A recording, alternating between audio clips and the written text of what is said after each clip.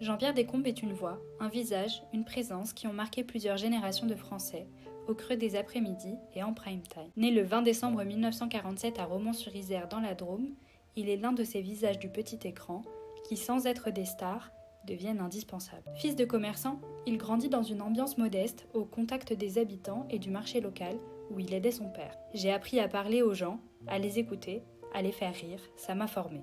Très jeune, il sait qu'il veut faire de la télévision, mais pas comme un simple présentateur. Il souhaite être ce lien vivant entre l'écran et le public. À seulement 17 ans, il débute comme accessoiriste à TMC, la chaîne de télévision monégasque. Il apprend les coulisses, observe les animateurs, se forme sur le terrain.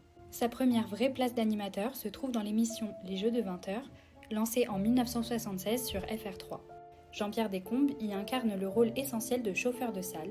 Partout en France, il est celui qui porte l'ambiance, qui chauffe le public et qui transforme un studio en fête. À ses côtés, des noms connus comme Jean-Pierre Foucault, Maître Capello ou Marc Ménan gravitent. Mais c'est lui qui donne le tempo. L'émission atteint des records d'audience, réunissant parfois jusqu'à 7 millions de téléspectateurs en simultané, défiant les journaux télévisés des grandes chaînes. Mais il ne s'arrête pas là. Il prête sa voix off au Juste Prix, l'émission phare de TF1, puis à Une famille en or, où il ponctue chaque émission d'une signature sonore que les téléspectateurs reconnaissent instantanément. En 2004, il coécrit Comment ne pas réussir à la télé, un ouvrage qui mêle anecdotes et conseils, où il livre avec humour et lucidité les coulisses d'un métier qu'il a tant aimé. Mais derrière le sourire, une épreuve commence à peser.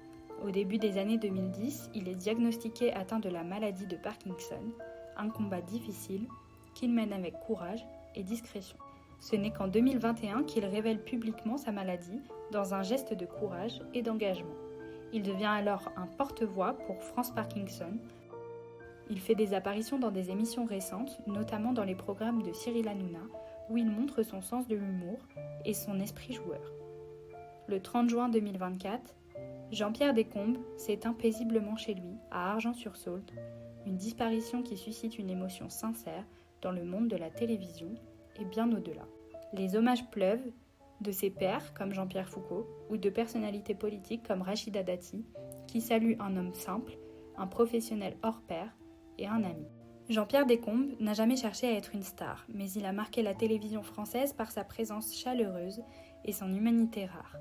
Il a incarné un temps où la télévision était un pont entre les régions, un rendez-vous convivial, une fête populaire. En ce jour d'adieu, il laisse une trace indélébile, celle d'un homme qui, avec un micro et un sourire, a su faire vibrer le cœur des Français. Jean-Pierre Descombes, la voix des jeux, l'âme des régions, l'ami du public.